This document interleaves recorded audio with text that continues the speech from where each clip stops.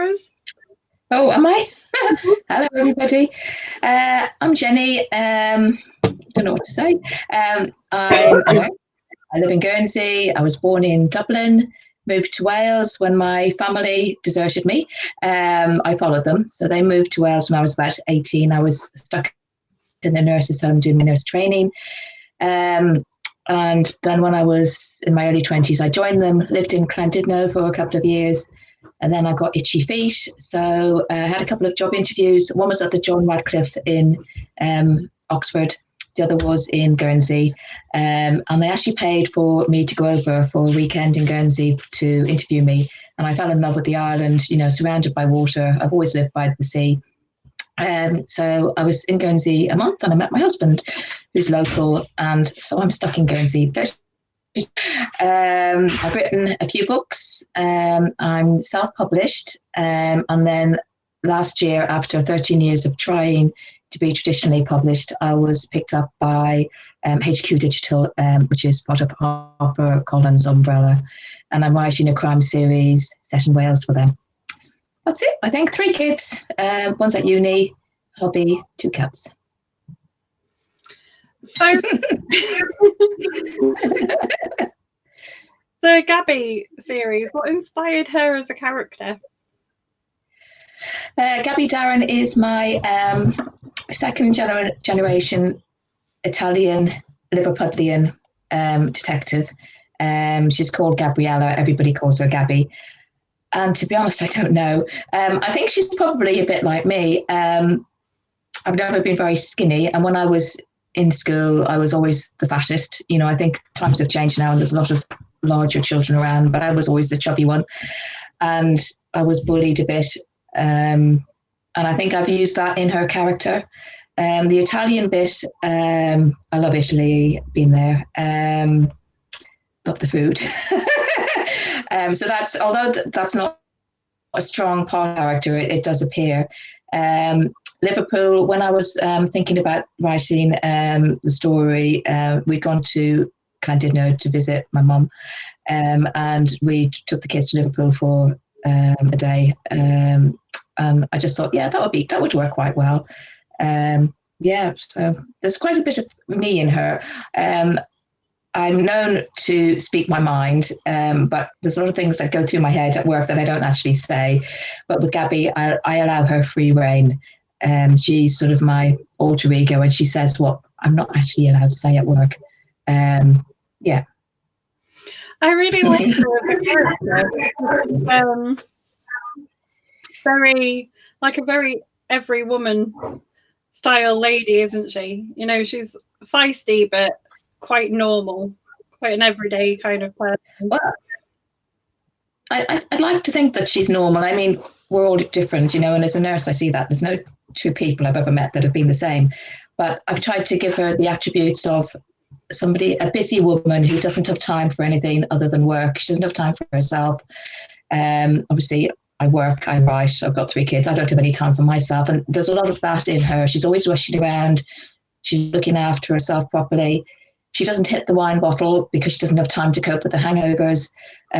Chocolate's her fix, hence the problem with her battle with weight. And she'll always have a chocolate bar on her desk. So, yeah, you know, she doesn't have time to go into department stores and pick out makeup and look at the fancy face creams. She'll be in Tesco or Asda, and she'll be buying whatever's on special and just slap it on when she has 2 minutes. So there's a lot of me in her. So yeah. We've already got quite a few questions coming in. So tell us about the titles and the covers. Do you come up with those, or how much of a say do you get in? I'm not very good at coming up with titles. So I self-published Silent Cry, the first in the series, as Missing in Wales. And then the follow-up, Darkest Night, I published as Stabbed in Wales. So basically, with my titles, you get what you get. That's written on the tin is what you get. So HarperCollins, when they picked it up, they obviously wanted to put their imprint on it. So they came up with, I've got them here, hold on. I've got my cup of tea, hold on a minute, there's this. That's me being good. And then this goes downhill and I get really anxious. I've got a little bottle of wine and a small wine glass. So you'll see if I'm getting stressed. So Silent Cry, which I think is a great title because it's about missing baby. And then the cover is from South Wales, which is where this is set. And the Darkest Night moves to Llandudno, North Wales. It's actually on the West Shore, which is the far side of Llandudno, the other side of the Great Orme then. And part of it is set in Carnarvon in a farmhouse. And I just think they're really sort of, they're spooky, sort of scary, particularly that one. Wrong one, that one. Sort of, yeah. So, yeah, so they choose the names, I choose the covers because I'm not very good at it. Yeah. What was I going to ask? I've got so many questions, but I'm going to ask you quite a lot from the stream because we've got a lot that are coming up from you. Okay, I'm so pleased that people are actually here. I was getting quite worried. Sam Brownlee, who's our other author chat admin, she says, tell us about your love of year-round sea swimming and where it came from. Oh, so I'm an all year-round sea swimmer. I was swimming today, and I have to tell you, it was absolutely beautiful. I'm not a great swimmer. I'm called a tea bag. So basically, I dip into the sea and then I jump out again.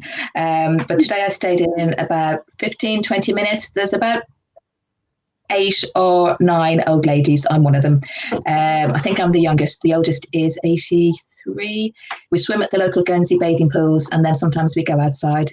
And I go about 3 times a week, and they go every day. My hubby and my daughter, Freya, she's 16. They're great swimmers, and they've actually swum the channel. Freya was, I think, the youngest Channel Islander. She was 14 when she undertook a channel relay. So they nag me. You know, I resisted for about 2 years. I said, no, I'm not going swimming all year round. And then it's like a drug. You feel brilliant after it. And then, of course, you can brag to all your friends and everybody you know, well, yeah, I swum today in the sea. Yes, nothing wrong with that. No wetsuit. I think I'm getting arthritis in my hands, so I do wear gloves. My hands tingle if I don't. But apart from gloves, I just go in my bathers. In Guernsey, swimming costume is called bathers. So it's another anomaly here. Yeah, so it's brilliant, and I would recommend it to anybody. Although we are lucky in Guernsey, the sea temperature is a little bit warmer than the UK, but in February, it's cold. I can imagine. So we've got Valerie Dickinson on the screen. Oh, Valerie, yeah, she's my running mate, partner in crime, also an Irish nurse, and I'm so pleased I found her. We support each other immensely. Yeah, we have daily targets, so she tells me how much she's written, and I sort of tell her that I've written about a quarter of what she's written. So, yeah. Hi, Valerie.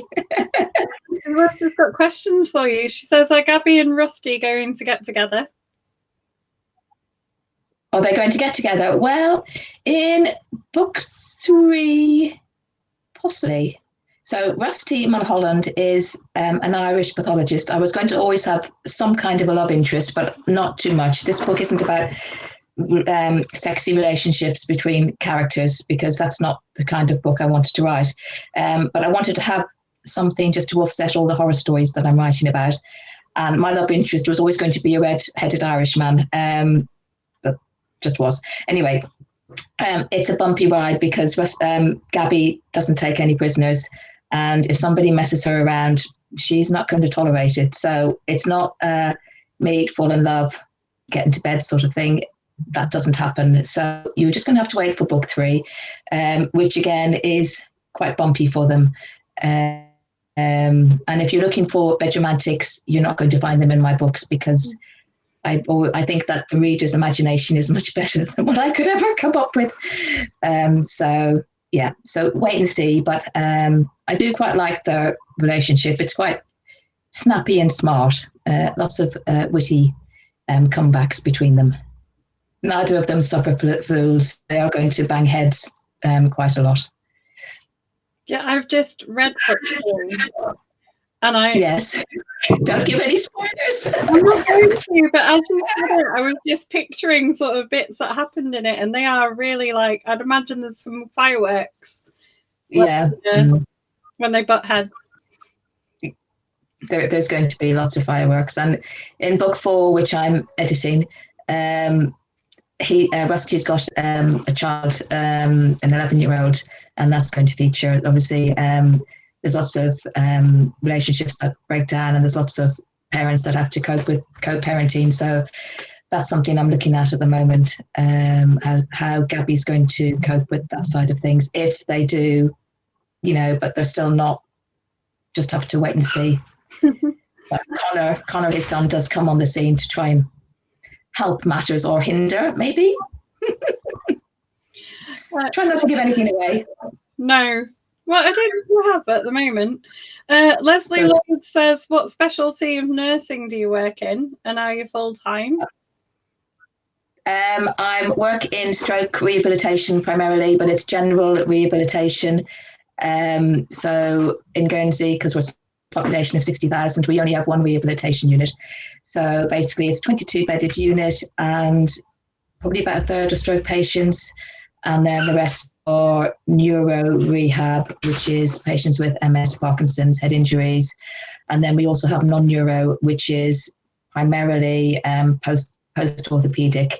So that would be the older population following fractures who need to be assisted to get back home, or the nearest to home that we can get them. But our intake is from 18 upwards. So on the ward at any one time, we could have an 18-year-old and 108. I've had that age dynamic, which can be quite challenging. It's so I work 3 days a week, 25 hours. I've got a pretty knackered back at the moment, and not a great shoulder, so I can't really work longer. I want to try carrying on working for a bit, so it's my way of sort of winding down a little bit, because I'm 55 now, not getting any younger, but still trying to work a bit. So hopefully I might be able to retire sometime soon, but we'll see how the writing goes. Well, I hope you keep writing for us, because they're fantastic so far. Thank you. Sam says, do you have a favourite character relationship that you've created?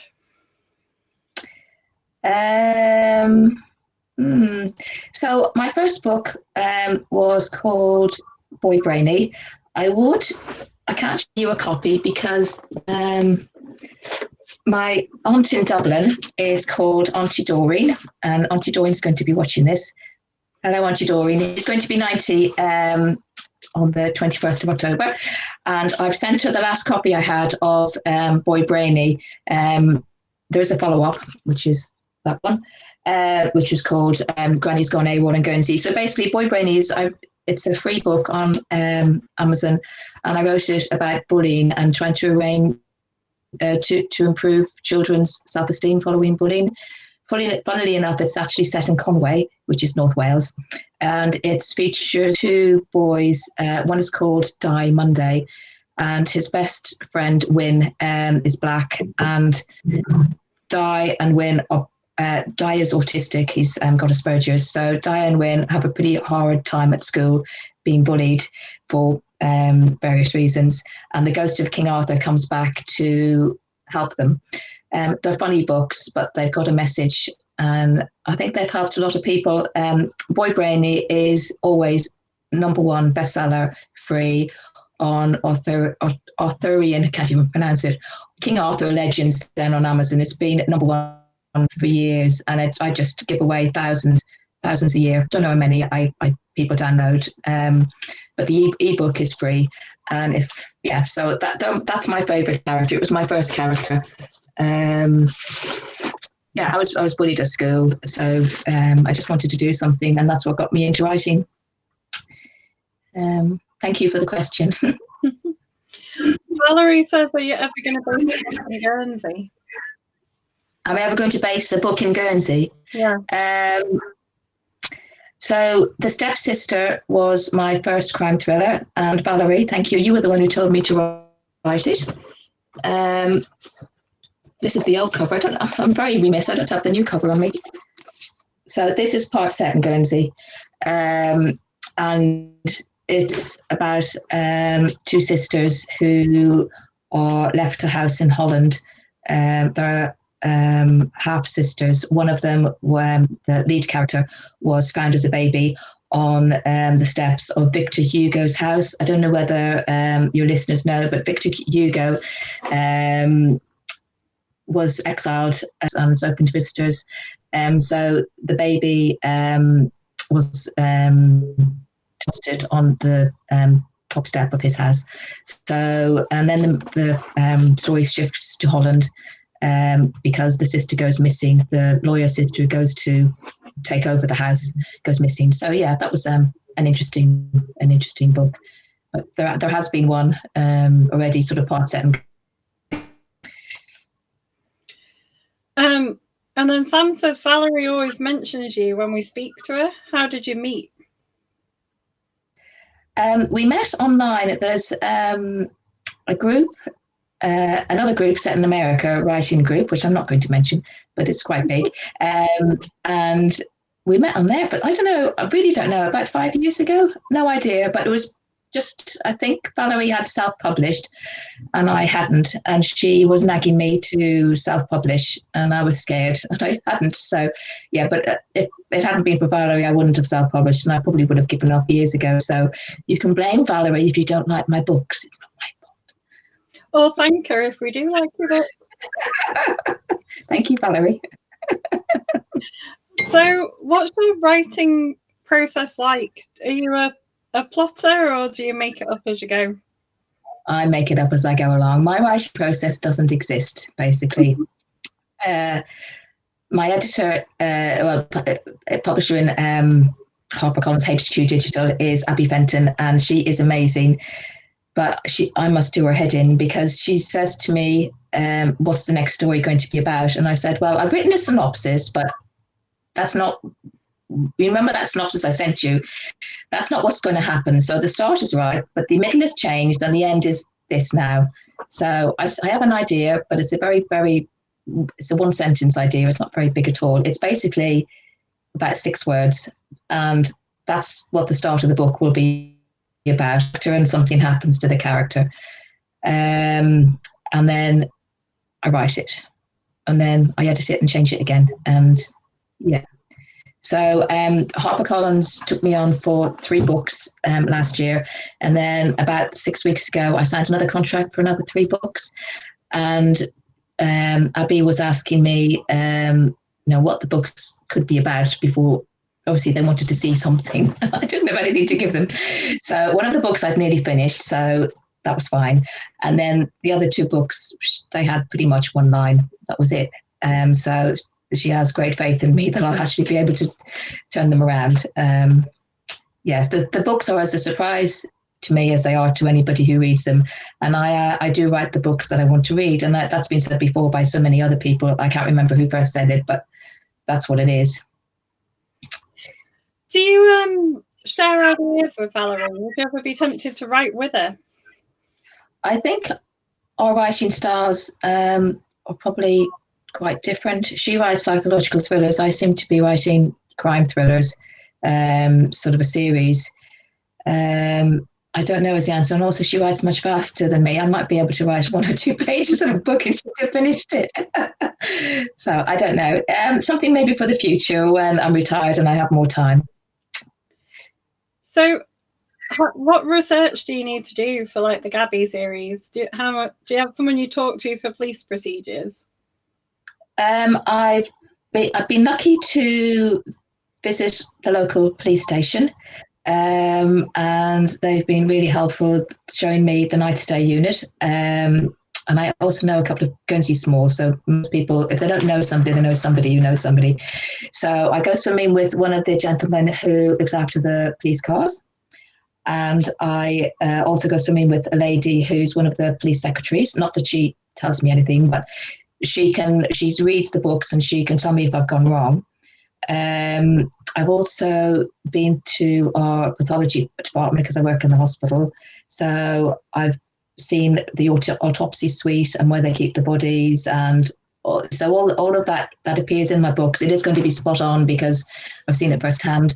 And then I've been in touch with the MIT in North Wales, and and I have spoken to them. But that was, they're obviously, these are my books, and there is poetic license there. And a lot of that was during COVID when I didn't want to bother them. So if there is mistakes, they are mine completely. I do think with nursing and police work, though, there is lots of similarities. So all the checks that we have to do, all the GDPR stuff, the documenting, I mean, the amount of documentation in nursing is absolutely horrendous these days. And the same is in police work. So all of that stuff I have stolen from nursing, and I've just sort of hoped that it's similar. I think that a lot of it will be, but anyway, it's poetic license. Some of it's going to be right, some of it's not. I also seem to spend a lot of time on the A55, which is the road which goes along the North Wales coast, plotting times to see how long it will take to get from A to B, literally on a daily basis. North Wales is dotted with loads of little towns and villages, and I like to feature a lot of them. Yeah. So there's lots of things. One of the books is book 4, actually. I needed the help of an orthopedic surgeon. And again, I'm in the right job. I suppose a lot of my books have a medical side to it because that's easy for me. So I had a meeting with one of the orthopedic surgeons about 3 or 4 months ago, and he was showing me some stuff which, it's great. All I have to do is email them using the work email, and I can contact all these people. Not that I told you that. If there's anybody working at the HSC in Guernsey, I don't use our email for things like that at all. Yeah. We've got a comment in the stream from Mel Conley, one of our author members. She says she loves your books. When do you get the time to write? When do I get the time to write? Yeah. I try and squeeze it in. Hi, Mel. Thank you. You've been really supportive, and I too like your books. And how do you get the time to write so quickly? Because it's so prolific. I get up early in the morning, 5:30 normally, and after, I don't normally have breakfast or anything, so I'll normally be able to squeeze 15 minutes in before I leave to work at 6:30, and then during my day, I have a 20-minute coffee break when I'll spend 10 minutes catching up on social media stuff, and then 10 minutes either writing or editing. And then I get home at about 4, and I'll have an hour maybe. But I'm normally very tired the days that I work. And then when I'm not working, the other 4 days, I write. So basically, I did calculate it's about 60 a week at the moment, but it can't go on forever like that. It will have to change, but at the moment I'm okay. My daily swim, well, when I'm off work, my daily swim helps sort me out, keep my head together. But yeah, it is a lot, But if you want to write, and if you can't afford to give up your day job, you just have to put the effort in. Otherwise, you're not going to do it. So, yeah. Leslie Lloyd wants to know if all of the books are in the Gabby series, but you've got a standalone, haven't you? We touched on that earlier. Yes, no, they're not all in the Gabby series. So there's the stepsister, which is, and then that's the 2 children's books. This one, actually, Granny's Gone AWOL in Guernsey, is the follow-up to Boy Brainy. This is a charity book. Ernie was a little boy. I've got twins who are now 16. When the twins were 10, one of their classmates passed away. He had leukemia, and as a parent, well, that's the worst thing, isn't it? So I wanted to do something. So I wrote this book, and I've gifted it. They've got the charity that the mum set up has got life enjoyment of that. So that's a really special book. And then before I turned to crime, I wrote romances. And hold on, I'm just going to quickly dust them off. So there's 4 self-published. That way. So they're all in the same series. English Woman in Paris, English Woman in, which was next, Scotland, English Woman in Manhattan. And then that's my favourite of the romances. That was set in Polruan, which is in Cornwall, which is where we spent our honeymoon nearly 30 years ago. So, yeah. And there's 3 other romances which they're not available anywhere yet. They might be at some point, but I'd need to get them edited. I haven't done anything with them, but they are there on the computer somewhere. Yeah. What made you switch from romance to crime then? Valerie Keogh, it's your fault. Yeah, basically, Valerie said to me, why don't you write a thriller? So I sort of said no. And then we went on holiday to France, and we were staying in this jeet. And there was this horrible, I don't know, a piece of artwork on the wall. Honestly, no word of a lie, it was huge. It filled one whole wall. It was made in leather, and the woman in French, speaking to my husband, because my French isn't that good, said that her husband was an artist. He passed away, and he'd tooled this work in leather. It was horrendous. It was nightmare making, and it was of this man on the edge of a fishing boat with his open mouth. It was like that painting, The Scream. It was sort of mirrored on that. His mouth wide open, falling out of the fishing boat, and it was basically a fisherman had died, and it was a tribute, but they'd stuck it on their lounge wall, maybe because they couldn't sell it, and I'm not surprised. But that's where the idea came for the stepsister. Yes, because it's sort of set around art. I'm not going to tell you too much, but it's set in Holland around artwork. I like art and artists, and it's about sort of 17th century artists in there. So yeah, but I'm not really going to tell you very much more about that. If you like art, you might like The Stepsister. If you like Guernsey or Holland or a thriller, with there's a bit of a twist that gets most people halfway through. Mel Comley, actually, asked where you got your inspiration from for the crimes. They're all quite unusual, aren't they, as well? I don't read a lot of crime fiction. I'm trying to improve. I used to. So before I had children, I was a terror, and I used to read them all, Jeffrey Deaver, all of them. And my husband used to despair. And he said, have you ever thought of picking up a good romance? And I thought, nah, I'm not going to read romance. And then my son was just born, and he was in his bassinet, and I was reading this horror, and it was about a paedophile, and the boy that he abducted, it was set in France, can't remember the name of the book or the writer, but he abducted this 11-year-old boy, and he was a paedophile, and the boy's name was the same as my son's. And I didn't read another thriller for about 14 years. It completely turned me away from them, and I didn't read for a while. My mum then sent me some romances, Mills and Boon romances, and she said, you love reading, just read these to get you back into it. So it got me back into reading. And I've only just, probably in the last year, when I started writing crime, I thought, well, I better start reading what people write. But maybe that's why they're unusual, because I'm trying to read more, but I don't read a huge amount. So I don't have any role models to follow, because I'm not reading the stuff. But I am starting to read now. I'm reading more now.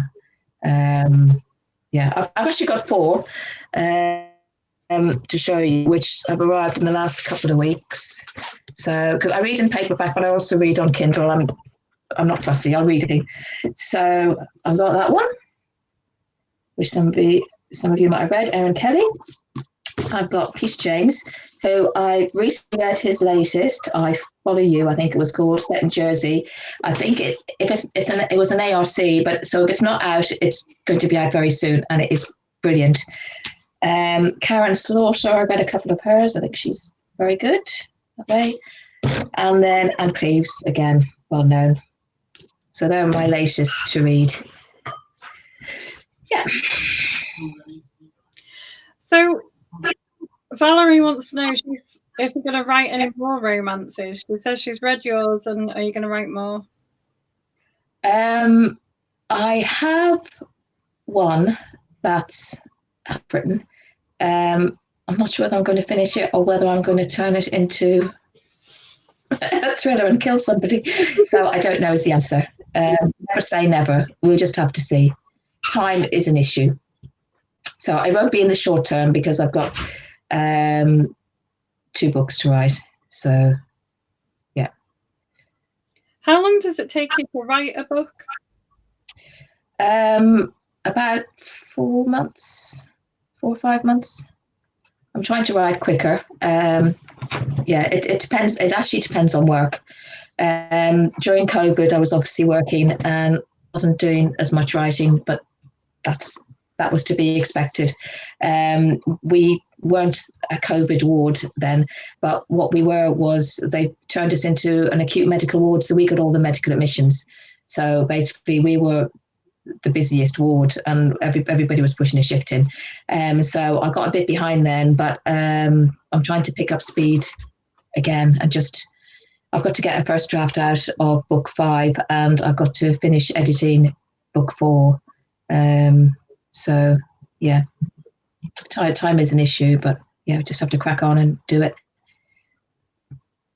I'm going to read you some comments off the stream. They're not questions. Because I was blind as a bat, so I can't actually read them. So okay. They're really nice comments. They're from Beverly Ann Hopper. She says, one of my favourite authors. Oh, I love Beverly. Hi, Bev. And she says her stepsister's a cracker and she loves the English woman books, and that you're an author that people must read.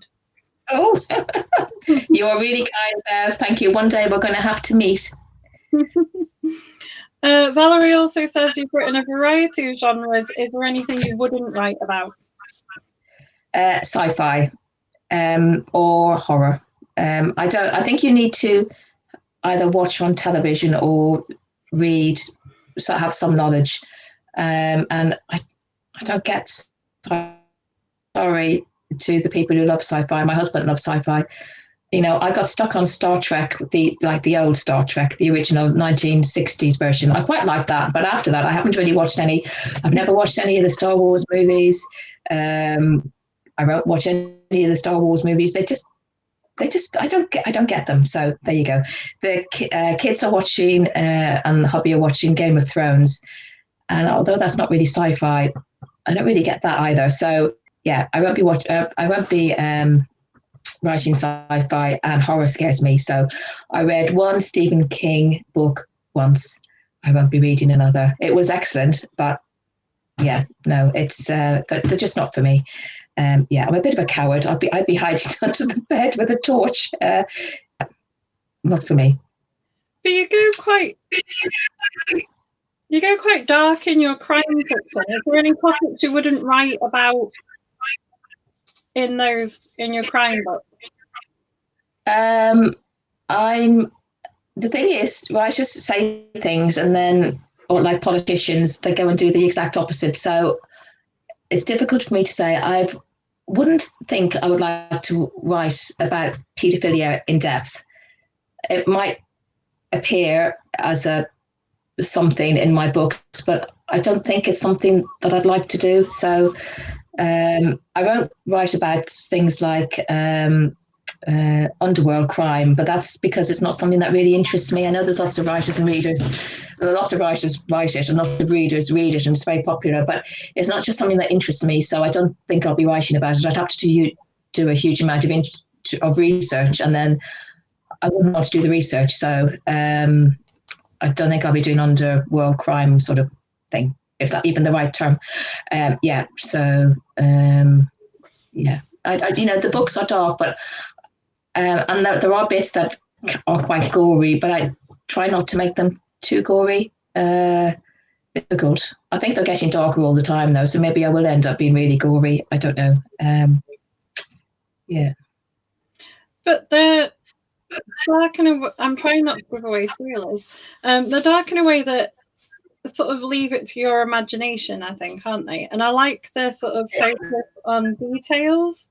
So in like the most recent one, there's a lot of conversation about buttons, which I thought was really excellent. Oh yes, and the button who that won't be watching, but if you're ever looking for any buttons, the Button Queen is an online firm, and they're in South Wales, and they are brilliant. They were so helpful to me about that because they came up with that idea. I wanted to use buttons. But I wanted to save myself some research time, and people do generally like to help writers, which is brilliant. And Kat was fabulous, so thank you, Kat. You probably will never see this, but if you want to find visual buttons, they're online. Yeah. So my dad was. Sorry, go on. You mentioned them at the end. That one stuck in my head because my sister-in-law sells art as Button Queen Vintage. So it was like a really similar name. All right. Yeah. No, my dad was a tailor in Dublin, and I was brought up on being surrounded by bales of cloth and lots of fascinating stories that I could tell you. The world of tailoring. I'm also a crafter, so there's usually a crafter element. My characters. So in the first one, then in Silent Cry, the main character, she's an artisan wool crafter, and sort of knits and has an online business selling our home knits. That's the kind of thing I like. I don't do so much now because I write. Basically, all I do is write and work. But I did used to knit a huge amount, crochet, patchwork, you name it. I've tried my hand at it. Felting, making handbags. I like to know how to do things. I haven't done stained glass windowing, but it's one of the things I would like to do at some point. Messing around with metals, jewellery making, all that sort of stuff. So we've got a comment from Leslie Lloyd. She says she likes dark crime books, so she's looking forward to reading Fallen Angel. All right. Hi. Valerie wants to know who your biggest inspiration is. Sorry, if I say that again. Valerie wants to know who your biggest inspiration is. I'm going to say my mum for reading. My mum passed away at Christmas, so it was a bit emotional, but she got me into reading. She was an avid reader, and she got me back into reading after my blip with crime. She had read all of the Agatha Christie novels numerous times, and we always said when we were growing up she could appear on Mastermind and win it with her knowledge of Agatha Christie. She came from a family of readers. My grandfather was a great reader, and then her brother Dick. Again, he used to sit outside the supermarket. Stan Stores was a great one for Dick, and he'd always have a book while his wife Doreen, who's Doreen's 90th birthday, hi Auntie Doreen, reading crime thrillers. So family of readers, but yeah, it's probably my mum. There's a few more comments coming in saying that your series is their favourite. Oh, thank you. Valerie says you do dead battered pigs. Say that again, sorry, what? Valerie said you do dead battered pigs. I don't know what that comment's about. She's been nasty about my cooking. I put Facebook do these memories, and I had a memory of about 3 years ago when I tried to batter some fish, not with a club, with batter. And she said it looked like a battered pig. Yeah, she was being rude about my cooking. Thanks, Valerie. I'm going to get my own back. Next time she's on here, come on and make a comment about her cooking. Yeah, I'll be rude. Yeah, I always try and be supportive, Valerie. Be kind. She also said if you could choose to meet any writer, dead or alive, who would it be? I'm going to guess not Valerie now. She's been mean about your cooking. I met Valerie. Actually, I have got my own back. Valerie, when we met, she'd just had her royalties, that's the word, first lot of royalties. And I said, oh, let's go for a drink. So I took her to the most expensive restaurant. The wine, no word of a lie, was 27 quid a glass. Now, the year before, we'd been to Paris for our 25th, up the top of the Eiffel Tower, and it was more expensive than at the top of the Eiffel Tower for a glass in this hotel in Guernsey. So I did get my own back. And I've forgotten what the question was. What was that? What was the question? If you could say that question, if you could choose to meet any I'm going to say Peter James. Now, I was chatting to Peter, my good friend Peter James, earlier today. So he's and David Nichols. I'm going to let him into. So Peter, you know Peter James and his work. He's moved to Jersey recently, which is only across the way. And I decided a couple of days ago that November was going to be crime thriller festival on my blog. I run a writing blog, and I've invited 30 writers to answer 5 very unusual questions, of which they won't have ever answered before because they're pretty weird. And he agreed to appear. So he's a person I'd like to meet. And he was telling me he lives in a tower in Jersey, and he writes on the top floor of this tower. So I want to meet him, and I want him to take me to the top floor of his tower so I can see what his writing space is like. And that's from somebody who doesn't have a writing space. This is my son's room. I'm not going to move my computer because the rest of the room is a mess. He's gone to uni, but I have to write in my lap. I don't have any writing space. I have a chair in the lounge, and I have ear defenders. So while the kids and hubby are watching television, I'm just switched off when I'm writing. I don't really watch telly occasionally. And David Nichols would be the other person because he's an amazing writer, as we all know, but he was really supportive to all writers during COVID. And he did this thing on Twitter, some of the writers here will remember, where he supported indie and traditionally published writers by showcasing their books, which I thought was wonderful because he didn't know us from Adam, and he was tweeting about our books, which shows the kind of person he is. So yeah, I'd like to meet him too. We had Peter James on for a live chat on here.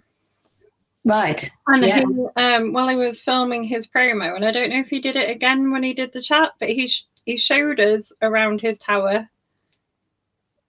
room because he did the author chat there, and he moved like the screen and did it. Brilliant. Yeah. It was great. Yeah, well, Peter, if you're watching, I want an invite. I'll bring a bottle of wine, but it won't be 27 quid a glass. Jason Kelly, one of our admins, says, do your Gabby Darren books need to be read in order? No, Jason, I don't think so, but they're probably better if they are. Is that... Yeah, I would say, yeah. No, you can get away with not reading. No, you can't get away with not reading book one. Book one is brilliant. But if you want to not read book one at the start, book one is set in South Wales. So it's very different team of characters. Gabby is there, but the rest of the team aren't. They appear in book two. So book two would be a good lead in, which is Dark Night. And then Fallen Angel takes the characters one step further. Yeah, and my characters do reappear, so not just the team, then the crime team. I did say to Abby when she signed me up that I did want to do something different with them, so you'll see all of my characters popping up again. So I don't know, Caroline, you've read book two, and if you like a copy, I'll send you a complimentary one.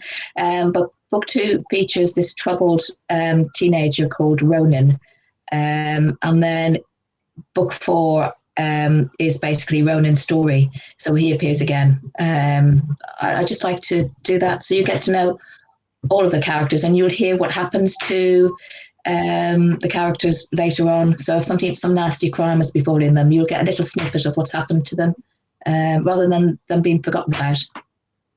Yeah, that's why I said I think they need to be read in order, because I read book one and book three. And it was fantastic. I felt like I missed something by not reading. Yeah, okay. So go and buy them all. Okay, that is basically Caroline is telling you to do that, and then I can give up nursing. Read them all, like great. We're not nursing yet, though. Just to say, and I wouldn't, because obviously people are desperate for nurses, but COVID. So even if I got a movie deal tomorrow, and if there's a movie director watching who would like to talk to me, that's fine, but I still would carry on for a bit. Let's get COVID out of the way, let's get it sorted, and then I'll think about hanging up my scrubs. Beverly says, once everything is back to normal, would you consider doing any book signings in England if you had the chance? We have a lovely Waterstones. I don't know where she's based, but it has a lovely Waterstones. Beverly, I would love to meet you, and if I am invited to do book signings, and there's an offer for Beverly, and only you, if it's in the UK and I know you're up north, please don't put me on the spot by trying to remember where it is, but I know it's up north. And if it's in London or somewhere, I will pay for your fare to come and meet me, okay?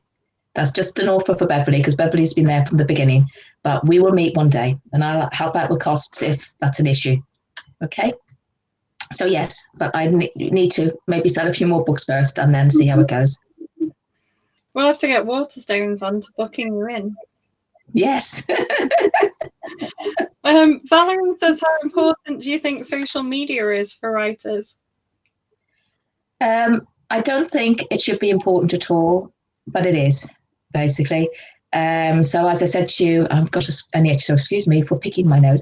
In my coffee break at work, I do 10 minutes of it. So if you're around, and my coffee break is normally 10:30. I'm normally in charge of the ward when I'm on, senior staff nurse, and I always make sure everybody else has their breaks first. I'm not being a prig or anything, but if things go wrong, I just like to be there. So I will grab a coffee when everybody else has had theirs. And if I don't get my break, that's fine. Everybody else has had theirs. But you'll notice I'll be there about 10:30 to 10:30 for 10 minutes catching up. And that's Twitter, Facebook, emails. And then when I come home again, it's just so you're a visible presence. These days, modern world, people, it's not just enough to write a book. People need to know a little bit more about you. Hopefully not too much, but, there are some things I keep back, but, most things I'm open about. Most things I can talk about. I can talk about nursing in general, but no specifics. People just like to know you and see you about, really. But I do think as well, there can be overkill and you can appear too much. So it's trying to have a happy medium. Thank you.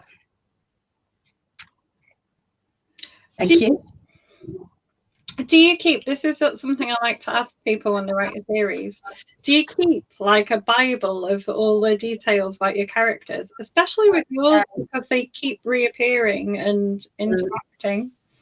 I'm not very organised, but I have started to. For instance, I've got a piece of paper in a notebook, and it says things like what glasses Rusty wears and what glasses the DCI wears, because I don't want to have to look back.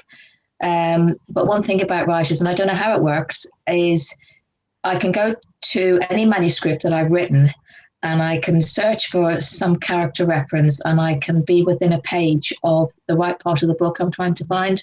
And you're talking about an 80,000 word document. But if I'm trying to remember somebody's age, or the words just come to me and I know what I've written all those ages ago. I don't know how it works, but yeah, and any writer can do that. Any writer can pick up the manuscript and search for something that they want, and they can be within a page of finding it. So, it'll get more dramatic the more I write. But I do try and keep a note. And what I also do when I'm writing, which is a tip for writers, is on my manuscript screen, I use my headers and footers, and my key characteristics I write on there. So what Gabby's wearing for the day, new characters, what their age is, what their hair colour is, what their height is. And it just keeps me on track for when I'm writing the document, rather than having to look at notebooks and whatever. It's just on the page, either at the top of the document or at the bottom. Do you have an end in mind for the Gabby series? I want Gabby to go on forever, so no. We'll have to see. Somebody said once that after 6 books, that's usually about it, unless it's a mega series that goes on and on, like Angela Marston's is. I think she's gone up to 18, has she? So I don't know. I'm nowhere near ending it at the moment, and I'm writing book 5. There's a huge amount more I want to do with Gabby, but we'll see. My books are actually over a very small time frame, so you don't get chunks of months that things are missing out on. So, for instance, the first one was set sort of the end of 2019, 2020, and then there's, in some books there's maybe a week apart before the next one kicks in. I haven't written about COVID at all, and I'm not going to. I don't think readers want to read about that. And the book had been written anyway, and the time frame set before COVID had even hit. So it would have to have been a huge re-edit, and the book had already gone to print. So yeah, no, there's lots I want to do, because over a course of, I haven't even written a year of Gabby's life yet, and I'll be on book 5. Yeah, so. Are you tempted to write more standalones? I would like to write more standalones, but obviously I'm working with my publisher, and at the moment they want Gabby. So um, if I have some spare time, I might work on a standalone in between, but we'll just have to see. It's time. I do have some ideas for standalones, or I might have an idea for another series. We just have to see. You know, who knows what's around the corner. I'm going to ask you one of our group's favourite questions now. What's your most memorable moments as an author? Hearing from Peter James. I don't know. It's difficult. I'm not your usual author, so in that you, as a self-published author, the road is different, and getting your first book in your hands when you self-published it sort of takes the gold off the gingerbread, in a way, because you've published it yourself.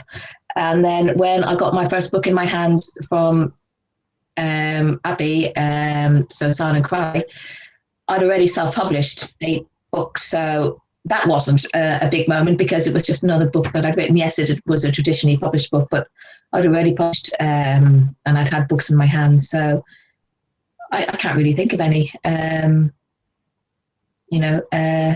But when I published Boy Brainy, that first book I self-published, it was actually published in anger. It wasn't published for any reason other than I was really annoyed the day I published it. So it's a story I've said to you before about bullying, and I'd written it, I'd edited it. I hadn't had it professionally edited, which I did subsequently. I got a telephone call from this. So it had been written about 5 years, and I'd carried on writing and stacking up books on my computer, not published. And then I got a telephone call from the school saying that my son had been in a bullying incident, and he'd had his front teeth knocked out. His grown-up front teeth, they were smashed. So I was absolutely raging. I arrived at the dentist. I picked him up, took him to the dentist, and he had for some reason, the boy's telephone number, his mother's phone number on his phone. I phoned her.